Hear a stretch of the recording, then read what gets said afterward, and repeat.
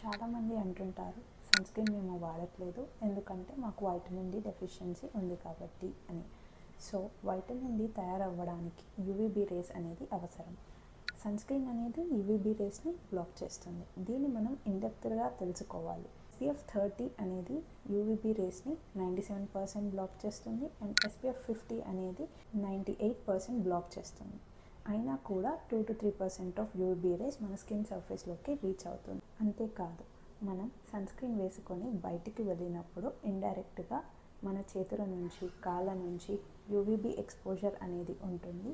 So sun screen వల్ల vitamin D deficiency అనేది రాదు.